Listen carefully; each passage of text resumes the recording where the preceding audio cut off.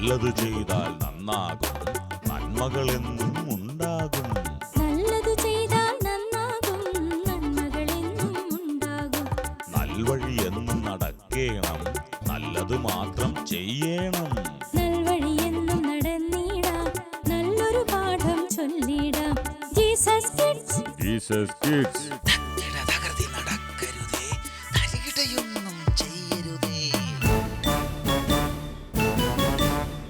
വർണ്ണശബളമായ ലോകത്തിലേക്ക് ജീസസ് കിഡ്സിലേക്ക് എല്ലാ കൂട്ടുകാർക്കും സ്വാഗതം. നർമ്മങ്ങൾക്കിടയിൽ നന്മകൾ വരുന്ന ഒരു വഴി, കാട്ടിലെ വഴി. ആ വഴിയിലൂടെ നമുക്ക് പോകാം. കാട്ടിലെ കൂട്ടുകാർ.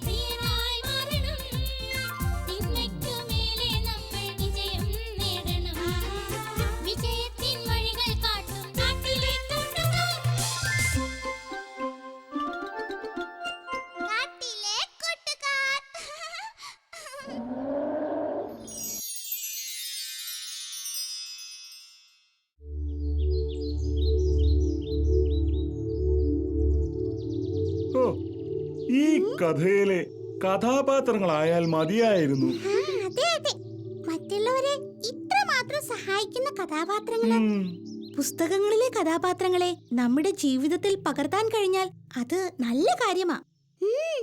കഥാപാത്രങ്ങള് പലതരത്തിലുണ്ട്. അവയിൽ നല്ലതേതാണെന്ന് തിരഞ്ഞെടുക്കാൻ നമുക്ക് കഴിയണം. അത് ശരിയാ. ഈ കഥയിലെ മറ്റുള്ളവരെ അകമഴിഞ്ഞ് സഹായിക്കുന്ന, മറ്റുള്ളവരുടെ വേദന മനസ്സിലാക്കുന്ന ഒരു നല്ല കഥാപാത്രം. ശരിയാ. നമ്മുടെ ജീവിതത്തെ പല പുസ്തകങ്ങളും കഥാപാത്രങ്ങളും സ്വാധീനിക്കും. ചിലപ്പോ ചില നല്ല കഥകളായിരിക്കും, ചിലപ്പോ ചരിത്രത്തിലുള്ള നേതാക്കളാകും. എന്തായാലും ഈ കഥാപാത്രങ്ങളൊക്കെ ആയിത്തീരാൻ തോന്നുകയാ. നമ്മുടെ പ്രവർത്തനങ്ങളിലൂടെ നമുക്ക് എല്ലാം ആയിത്തീരാം. വിശദമായ ചർച്ചയിലാണല്ലോ.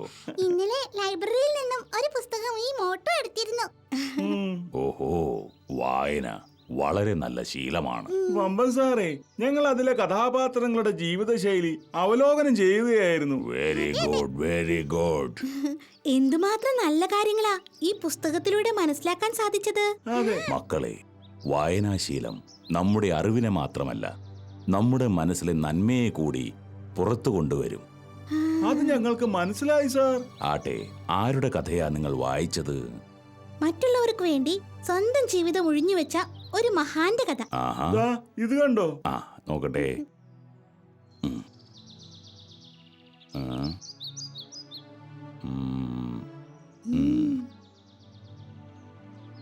ഓഹോ, ഗംഭീരം. ഈ കഥകളൊക്കെ നമ്മുടെ ജീവിതമാർഗമാക്കേണ്ട കഥകളാണ്. ജീവിതയാത്രയിൽ ഉപകാരപ്പെടുന്ന കഥ. ഇതാ. വമ്പൻ സാറേ, ഇത്തരം പുസ്തകങ്ങൾ ഇനിയും വായിക്കണമായിരുന്നു. തീർച്ചയായും നിങ്ങളെ ഞാൻ സഹായിക്കാം. ഇത് കണ്ടോ, ഇപ്പൊ ജീവിച്ചിരിക്കുന്ന ഒരു മഹാത്മാവിന്റെ ജീവചരിത്രമാണ്. ജീവിതകഥയോ? അത് കൊള്ളാമല്ലോ. ഒരു കാലഘട്ടം ഈ നാടിനു വേണ്ടി ചെയ്ത നന്മയുടെയും നന്മ ചെയ്തുകൊണ്ട് കിട്ടിയ അനുഭവങ്ങളുടെയും കഥ. ഈ കഥ ഞാൻ നിങ്ങൾക്ക് വളരെ രസകരമായി പറഞ്ഞു തരാം. എങ്കിൽ ഇപ്പൊ പറഞ്ഞു തരുമോ സാറേ? ഓ, ഈ പുസ്തകം ഞാൻ വായിച്ചിട്ടില്ല. വായിച്ചതിന് ശേഷം. എന്താ? മതി സാർ, വായിക്കുന്നതിനേക്കാൾ നല്ല രസാ കഥ കേൾക്കാൻ. അങ്ങനെ പറയരുത്. വായിക്കുന്നത് കൊണ്ടുണ്ടാകുന്ന ഗുണങ്ങൾ വളരെ വലുതാണ്. എന്തായാലും ഈ കഥ സാർ ഞങ്ങൾക്ക് പറഞ്ഞു തന്നാ മതി. എങ്കിൽ ശരി മക്കളെ, അടുത്ത ദിവസം ഇതേ മരച്ചൂട്ടിൽ നമുക്ക് ഒത്തുകൂടാം. അന്ന് ഞാൻ നിങ്ങൾക്ക് മനോഹരമായി ഈ കഥ പറഞ്ഞു തരാം. ശരി മക്കളെ, എങ്കിൽ ഞാൻ പോയിക്കോട്ടെ.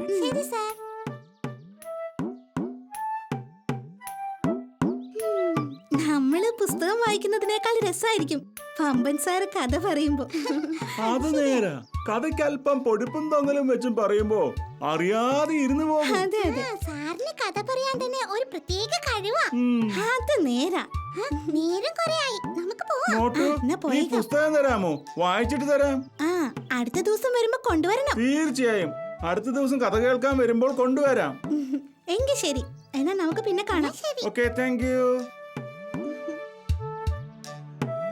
നമുക്കും പോയേക്കാം. അതെ അതെ.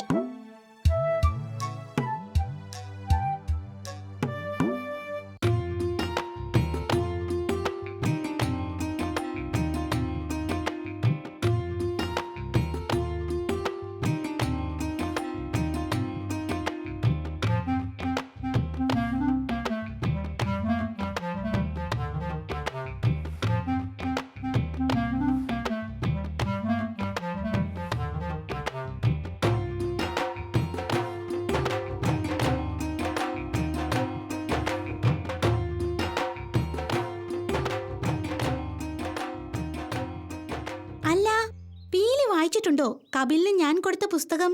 പിന്നെ ഗംഭീരം, വളരെ ഗംഭീരം. അതെയോ? 2 ദിവസം കൊണ്ട് ഞാൻ വായിച്ചു തീർത്തു. അല്ല, നമുക്ക് അല്പം വേഗത്തിൽ നടക്കാം. ചിലപ്പോ അമ്മൻ സാറ് വന്ന് മുഷിഞ്ഞു കാണും. അല്ല, കപിലിനെ കണ്ടില്ലല്ലോ. കപില് നേരത്തെ പോയി കാണുന്നേ. വേഗം വാ. വേഗം നമുക്ക് പോവാം.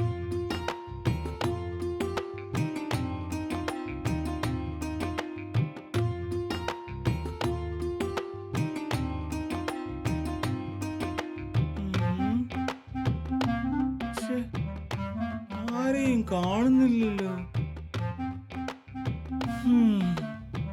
എത്ര നേരായി വന്നിട്ട്.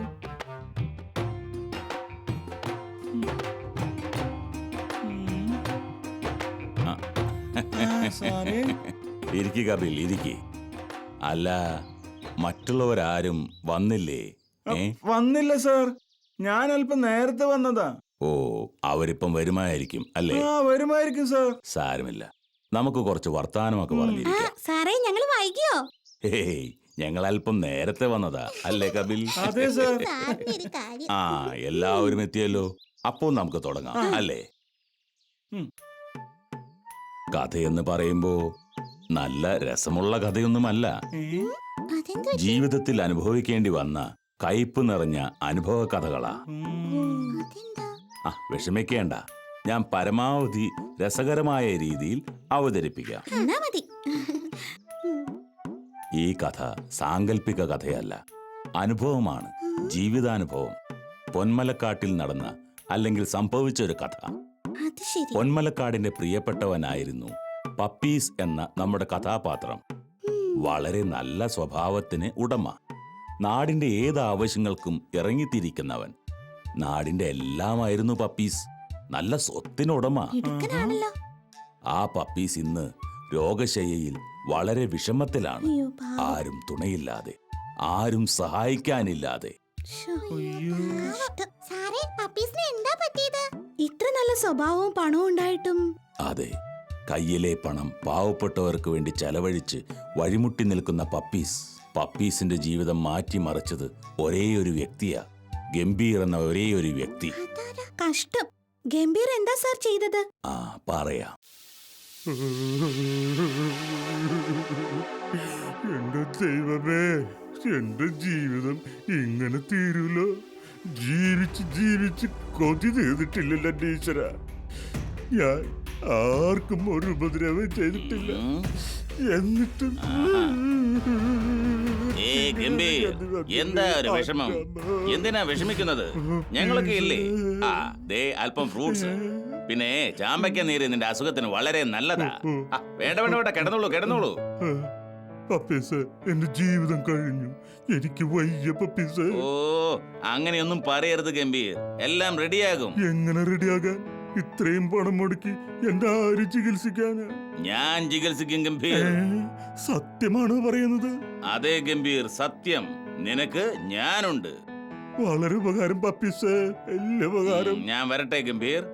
ഓ, നന്ദിയുണ്ട് കേട്ടോ പപ്പീസ്, നന്ദിയുണ്ട്. ഞാൻ ആശുപത്രിയിലേക്ക് പോയിട്ട് പപ്പീസ്, ഓ ഈശ്വര, പപ്പീസിനെ രക്ഷിക്കണം ദൈവമേ, ദൈവമേ.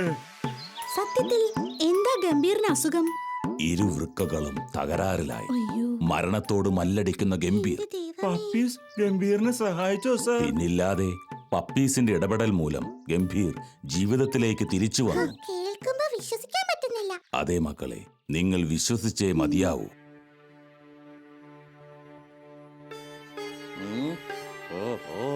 അപ്പൊ അതാണ് കാര്യം. പിന്നെ പപ്പീസ് ശ്രദ്ധിച്ച് കേൾക്കണം. എടുത്തുചാട്ടം പാടില്ലൊരിക്കലും, മനസ്സിലായോ? ഒരാളുടെ ജീവൻ രക്ഷിക്കാനല്ലേ സാർ? ഓ, സംഗതി നേരാ. പക്ഷെ സ്വന്തം ജീവൻ കൊണ്ടാണ് കളിക്കുന്നത്, അതോർമ്മ വേണം. വിഷമിപ്പിക്കാൻ വേണ്ടി പറഞ്ഞതല്ല. ഗംഭീറിന് യോജിച്ച വൃക്ക പപ്പീസ് നൽകുന്നതിൽ തെറ്റില്ല. പക്ഷേ ഇല്ല സാർ, ഞാൻ തീരുമാനിച്ചു കഴിഞ്ഞു. എന്റെ പ്രവൃത്തി കൊണ്ട് ഗംഭീറിന് ജീവിതം തിരിച്ചു കിട്ടുന്നതിൽ ഞാൻ സന്തോഷിക്കുന്നു. വളരെ നല്ല കാര്യം. വൃക്ക മാത്രം പോരാ, പടച്ചെലവുണ്ട്. പിന്നെ പപ്പീസിന്റെ വിശ്രമം. പണം അതൊന്നും ഒരു പ്രശ്നമല്ല സാർ. നമുക്ക് ഗംഭീറിന്റെ ജീവൻ രക്ഷിക്കണം. ഓക്കെ, ഞാൻ പറഞ്ഞതേ ഉള്ളൂ. ഓപ്പറേഷനുള്ള ഏർപ്പാടുകളൊക്കെ ഞാൻ ഉടൻ ചെയ്യാം. ശരി സാർ, വളരെ നന്ദി. എങ്കിൽ ഞാൻ വരട്ടെ. ശരി. ഓ, എത്ര നല്ലവനായ. വൃക്കദാനം ചെയ്യുക ആലോചിക്കാനേ കഴിയുന്നില്ല. മഹാദാനം അത്. സാറേ, ഗംഭീറിന്റെ ഓപ്പറേഷൻ നടത്തിയോ? പിന്നില്ലാതെ ലക്ഷങ്ങൾ കടം വാങ്ങി പപ്പീസ് ഗംഭീറിനെ ജീവിതത്തിലേക്ക് തിരിച്ചു കൊണ്ടുവന്നു. നല്ലവനാ പപ്പീസ്. പിന്നീട് എന്താ സാർ പപ്പീസിന് പറ്റിയത്? മക്കളെ, പപ്പീസിന്റെ ജീവിതത്തെ തകിടം മറിച്ചുകൊണ്ട് ക്ഷയരോഗമെന്ന വില്ലൻ പപ്പീസിനെ കടന്നാക്രമിച്ചു. പപ്പീസ് ജീവിതത്തിൽ രോഗശയ്യയിലേക്കും ഗംഭീർ ജീവിതത്തിലേക്കും തിരിച്ചു വന്നു. ഗംഭീർ പപ്പീസിനെ സഹായിക്കാൻ വന്നില്ലേ സാർ? ഭാഗ്യം ഗംഭീറിനൊപ്പമായിരുന്നു. ഗംഭീറിന് ഭേദപ്പെട്ട ജോലി കിട്ടി. ജീവിതം നല്ല നിലയിലായി. അപ്പം പപ്പീസിനെ സഹായിക്കാൻ വരുമാനമായി. അവിടെയാ മക്കളെ നിങ്ങൾക്ക് തെറ്റിയത്. കിടപ്പാടം പോലും നഷ്ടപ്പെട്ട പപ്പീസ് തെരുവോരങ്ങളിൽ അലഞ്ഞു നടന്നു. കഷ്ടമായിപ്പോയി. അപ്പോ ഗംഭീർ സഹായിച്ചില്ലേ സാർ? സഹായിക്കാതിരിക്കോ? ജീവൻ രക്ഷിച്ചതല്ലേ? ഇല്ല മക്കളെ, ഗംഭീർ ആളാകെ മാറിക്കഴിഞ്ഞിരുന്നു. പപ്പീസിനെ കണ്ടാൽ പോലും തിരിച്ചറിയാത്ത രീതി.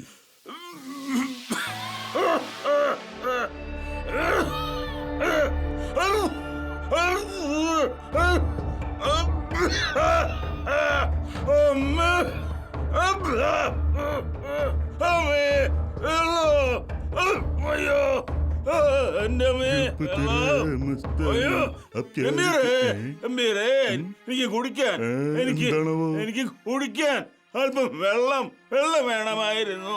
അയ്യോ, നേരില്ലല്ലോ ചേട്ടാ, ഓഫീസിലെത്തും വൈകും. അയ്യോ, പോവല്ലേ ഗംഭീരേ?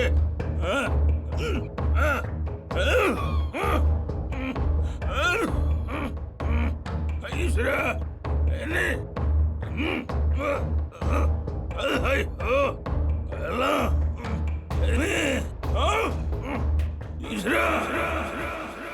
കഷ്ടം. പപ്പീസ് തന്ന ദാനമാണ് ഗംഭീറിന്റെ ജീവിതമെന്ന് മനസ്സിലാക്കാതെ. എന്തൊരു ക്രൂരത. അതേ മക്കളെ, നമുക്കൊക്കെ അത് ക്രൂരതയും സങ്കടവും ഉണ്ടാക്കുന്നു. പക്ഷേ പപ്പീസ് സന്തോഷവാനാണ്. സന്തോഷവാനോ? തന്റെ പ്രവർത്തന ഫലമായി ഒരു ജീവിതം കൊടുക്കാൻ കഴിഞ്ഞതിൽ പപ്പീസിന് സംതൃപ്തിയായി. ആ ആത്മകഥ പപ്പീസ് അവസാനിപ്പിക്കുന്നത് ഇനിയും എനിക്ക് സമൂഹത്തിന് വേണ്ടി എന്തെങ്കിലും ചെയ്യാൻ കഴിയണേ എന്ന് പറഞ്ഞുകൊണ്ടാ. കേൾക്കുമ്പോ കണ്ണ് നിറയുന്നു. ഇതൊരു കഥയായിട്ട് എനിക്ക് ഉൾക്കൊള്ളാനാവുന്നുള്ളൂ. അല്ല മക്കളെ, ഇതാണ് ജീവിതം. മറ്റുള്ളവരുടെ നന്മയ്ക്ക് വേണ്ടി ത്യാഗം ചെയ്യുന്നവരുടെ ജീവിതം. പപ്പീസ് ഒരു പ്രതിഫലവും പ്രതീക്ഷിക്കാതെയാ മറ്റുള്ളവരെ സഹായിച്ചത്. നമ്മളും മറ്റുള്ളവർക്ക് വേണ്ടി എന്തെങ്കിലും ചെയ്താൽ അത് സമൂഹം എന്നും ഓർക്കും. ഈ പപ്പീസിനെ നമ്മൾ മനസ്സിൽ ഓർക്കുന്നത് പോലെ ശരിയാ. പപ്പീസിന്റെ ജീവിതം നമ്മുടെ ജീവിതത്തിലും ഒരു പാഠമാകട്ടെ. പപ്പീസിന് വേണ്ടി നമുക്ക് പ്രാർത്ഥിക്കാം. ശരി സർ.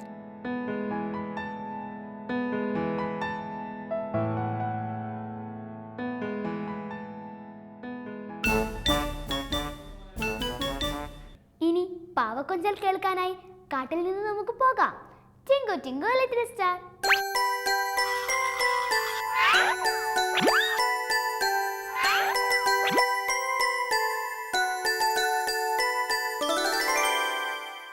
ഹായ് കൂട്ടുകാരെ, hi Tinku. Hi uncle. Okay Tinku, Tinku കഴിഞ്ഞ ദിവസം ഒരു ബൈബിൾ ക്യൂസിന് പങ്കെടുക്കാൻ പോയി എന്ന് പറഞ്ഞു കേട്ടല്ലോ. ശരി അങ്ങൾ. എന്നിട്ട് സമ്മാനം വല്ലതും കിട്ടിയോ? സമ്മാനം കിട്ടി അങ്ങൾ. പിന്നെ എന്താ ഒരു വിഷമം? അങ്ങൾ, ആ, ഒരു ചോദ്യം എനിക്ക് അറിയത്തില്ലായിരുന്നു. ഏത് ചോദ്യം അത്? ഞാൻ ചോദിക്കട്ടെ? ആ, ചോദിക്കുക. അങ്കിളിന് അറിയോന്ന് നോക്കാമല്ലോ. ഞാൻ ചോദിക്കാം അങ്ങളെ. ആ യേശു ചെയ്ത ആ അത്ഭുതങ്ങൾ ആ 4 സുവിശേഷത്തിനും ആ രേഖപ്പെടുത്തിയിട്ടുണ്ട്. യേശു ചെയ്ത അത്ഭുതങ്ങൾ 4 സുവിശേഷത്തിൽ രേഖപ്പെടുത്തിയിട്ടുണ്ട്. ആ, അതേതാണ് അത്ഭുതം? ഓ, നല്ലൊരു ചോദ്യമാണല്ലേ. കൂട്ടുകാർക്ക് ഉത്തരം കിട്ടി കാണും. ടിങ്കുവിന് അറിയത്തില്ലായിരുന്നു. അതെന്താ ടിങ്കു മറന്നുപോയത്? ഞാൻ അത്ര അങ്ങ് ഓർത്തില്ല അങ്ങൾ. അങ്ങൾ അറിയോ? എനിക്കറിയാം, ഞാൻ പറഞ്ഞു തരാം. യേശു ചെയ്ത അത്ഭുതങ്ങൾ 4 സുവിശേഷങ്ങൾ രേഖപ്പെടുത്തിയിരിക്കുന്നത് 5 അപ്പം കൊണ്ട് 5000 പേരെ പോഷിപ്പിച്ച സംഭവമാണ്. ആണോ അങ്ങൾ? പിന്നെ അയ്യോ, എനിക്കറിയായിരുന്നു. ആണോ? ഇപ്പോൾ ഓർത്തിട്ട് കാര്യമില്ല. എക്സാമിൽ അത് ഓർത്തെടുക്കേണ്ടതല്ലായിരുന്നോ? അതെ അങ്ങൾ. ഓക്കെ. യേശു എത്ര അത്ഭുതങ്ങൾ ചെയ്തിട്ടുണ്ടെന്ന് അറിയാമോ? എനിക്കറിയത്തില്ല അങ്ങൾ. ഏതാണ്ട് 37ഓളം അത്ഭുതങ്ങൾ യേശു ചെയ്തിട്ടുണ്ട്. ഈ ഓരോ അത്ഭുതത്തിലൂടെയും ചില കാര്യങ്ങൾ യേശു തൻ്റെ ശിഷ്യന്മാരെയും അവിടെ കൂടി വന്ന ആളുകളെയും പഠിപ്പിക്കുകയായിരുന്നു യേശുവിൻ്റെ ലക്ഷ്യമെന്ന് പറയുന്നത്. ആണോ അങ്ങൾ? എന്നാൽ ഇതെന്താ അങ്ങനെ വരാൻ കാരണം? ഈ അത്ഭുതം 4 ലേഖകന്മാരും മറക്കാതെ എഴുതുവാൻ ചില കാരണങ്ങളുണ്ട്. അതെന്താ അങ്ങൾ? ഞാൻ പറഞ്ഞുതരാം. ഈ അത്ഭുതം നടക്കുന്നത് എവിടെ വെച്ചാണെന്നറിയാമോ? അതെനിക്ക് അറിയത്തില്ല അങ്ങൾ. ബെത്സേദ എന്ന് പറയുന്ന ഒരു സ്ഥലത്താണ്. അങ്ങൾ, അവിടുത്തെ പ്രത്യേകത എന്താ? അവിടുത്തെ പ്രത്യേകത വളരെ ചെറിയ ഒരു ടൗണാണ് ഈ ബെത്സേദ എന്ന് പറയുന്നത്. ഇവർക്ക് അപ്പം കിട്ടാനായിട്ട് സാധ്യതയുള്ള ഒരു സ്ഥലം. എന്നാൽ യേശു തൻ്റെ ശിഷ്യന്മാരെ വിളിച്ചിട്ട് ചോദിക്കുന്നുണ്ട്, നിങ്ങൾ പോയി അപ്പം വാങ്ങിക്കൊണ്ടുവരെന്ന് പറയുന്നുണ്ട്. അങ്ങൾ, എനിക്കറിയാം ആരോടാ പറഞ്ഞതെന്ന്. ആരോടാ പറഞ്ഞത്? ഫിലിപ്പോസിനോടാണ് പറഞ്ഞത് അല്ലേ? ഫിലിപ്പോസിനോട് പറയാനുള്ള കാരണം എന്താണെന്നറിയാമോ? കാരണം തീർച്ചയായിട്ടും ഈ ഗ്രാമത്തിൽ ജനിച്ചു വളർത്തപ്പെട്ട വ്യക്തിയാണ് ഈ ഫിലിപ്പോസ് എന്ന് പറയുന്നത്. അപ്പോൾ ഫിലിപ്പോസിന് ആ ഗ്രാമത്തിലെ എല്ലാ കാര്യങ്ങളും അറിയാം അല്ലേ? അതെ അതെ, എല്ലാം അറിയാം. ഓക്കെ. അപ്പോൾ ഈ ഫിലിപ്പോസ് എല്ലാ ഗ്രാമത്തിലും പോയി എല്ലാ കടകളിലും പോയി അപ്പം ശേഖരിച്ചാലും ഇത്രയും ആളുകൾക്കുള്ള അപ്പം കിട്ടുവാൻ യാതൊരു സാധ്യതയുമില്ല. അയ്യോ, അതെന്താ അങ്ങൾ? ഇത് യേശുവിനെ അറിയാം. അതുകൊണ്ടാണ് നാം വേദഭാഗത്ത് വായിക്കുന്നത് അവനെ പരീക്ഷിപ്പാനാണ് ചോദിച്ചത്. അപ്പോൾ യേശു ഇതിലൂടെ ആഗ്രഹിച്ചൊരു കാര്യം, ഈ അപ്പം നൽകാൻ കഴിവുള്ളത് എനിക്കാണ്, എന്നിലാണ് നിങ്ങൾ ആശ്രയിക്കേണ്ടത്. ദൈവത്തിൻ്റെ സാന്നിധ്യത്തെ മനസ്സിലാക്കുക എന്നുള്ളതാണ് ഒന്നാമത്തെ പാഠം. അതെന്താ അങ്ങൾ അങ്ങനെ പറയാൻ കാരണം? കാരണം ഈ ഗ്രാമത്തിൽ പോയാൽ ഒരു കാരണവശാലും ഇത്രയും ആളുകൾക്കുള്ള ഭക്ഷണം കിട്ടുകയില്ല. അങ്ങനെയെങ്കിൽ ഈ ഭക്ഷണം കൊടുക്കാൻ കഴിവുള്ളത് ആരാണ് അവിടെയുള്ളത്? പക്ഷേ യേശുവിൽ അവർ ആശ്രയിച്ചോ? ഇല്ല. അപ്പോൾ യേശു ആഗ്രഹിക്കുന്നത്, എന്നിലാണ് നിങ്ങൾ ആശ്രയിക്കേണ്ടത്, എൻ്റെ സാന്നിധ്യത്തെ നിങ്ങൾ മനസ്സിലാക്കണം. രണ്ടാമത്തെ പാഠം, യേശുവിൽ പൂർണ്ണമായിട്ട് വിശ്വസിക്കണം. അവിടെ അന്ത്രയോസ് എന്ന് പറയുന്ന വേറൊരു ശിഷ്യൻ ആളുകളുടെ ഇടയിലേക്ക് ഇറങ്ങിത്തിരിച്ചു. എന്തിനാ പോയെന്നറിയാമോ? ശരിയാണ്, അപ്പം അന്വേഷിച്ചാണ് പോയത്. പക്ഷെ അവന് 5 അപ്പവും 2 മീനും കിട്ടി. ഇതുമായിട്ട് യേശുവിൻ്റെ അടുക്കിലേക്ക് വരിക. കാരണം യേശുവിന് തനിക്ക് വലിയ വിശ്വാസമുണ്ട്. പക്ഷേ അപ്പത്തിൻ്റെ അളവ് കുറഞ്ഞപ്പോൾ, മീനിൻ്റെ അളവ് കുറഞ്ഞപ്പോൾ അവൻ അറിയാതെ ചോദിക്കുകയാണ്, ഇതെന്തു മാത്രമേ ഉള്ളൂ. കാരണം തനിക്ക് ആ വിശ്വാസത്തിൽ നിലനിൽക്കുവാനായിട്ട് സാധിച്ചില്ല. യേശു ആഗ്രഹിക്കുകയാണ് തന്നിൽ പൂർണ്ണമായി വിശ്വസിക്കണം. തൻ്റെ ശിഷ്യന്മാർ യേശുവിൽ പൂർണ്ണമായി വിശ്വസിക്കണം. മൂന്നാമത്തെ കാര്യം, അവിടെ ഒരു ബാലൻ വന്ന് 5 അപ്പവും 2 മീനും യേശുവിൻ്റെ കൈകളിലേക്ക് സമർപ്പിച്ചു. അവൻ്റെ പേരവിടെയുണ്ടോ? ഇല്ല. പക്ഷെ അവനെ പറഞ്ഞു വിട്ടൊരു അമ്മയുണ്ടല്ലേ? ആ അമ്മ കൊടുത്ത ഉപദേശം എത്രയോ വലുതാണ്. അവൻ തനിക്ക് വേണ്ടി ഒന്നും മാറ്റിവെച്ചില്ല. അവൻ്റെ കയ്യിലെ 5 അപ്പവും 2 മീനും പൂർണ്ണമായി യേശുവിൻ്റെ കരങ്ങളിലേക്ക് സമർപ്പിച്ചു. അതൊരു അനുഗ്രഹമായി മാറി. അപ്പോൾ യേശു ആഗ്രഹിച്ച മൂന്നാമത്തെ കാര്യം, നമ്മുടെ ജീവിതത്തെ യേശുവിന് വേണ്ടി പൂർണ്ണമായി സമർപ്പിക്കുക. എത്ര നല്ല പാടാല്ലേ അങ്കിൾ.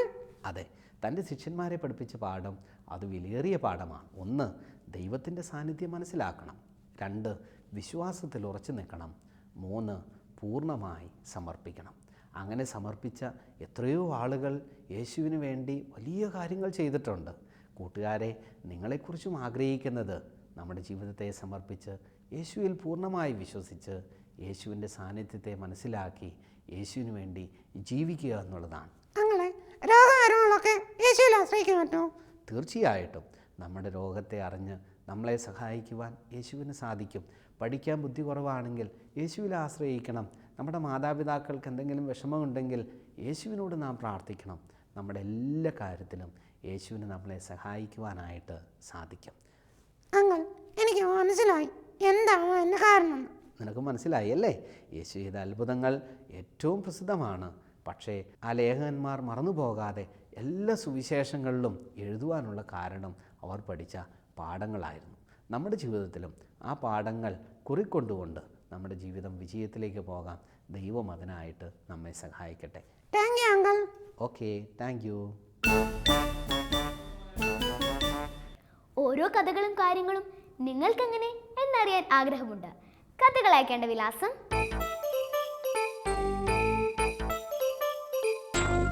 ഞങ്ങളുടെ വിലാസം: the producer, Jesus kids, Shalom TV, Peruvannamoozhi PO, Kozhikode. Pincode 673528. ഇനിയുള്ള ആഴ്ച അടുത്ത ആഴ്ച വരെ നമുക്ക് പരസ്പരം പ്രാർത്ഥനയിൽ ഓർക്കാം. Tata, bye bye.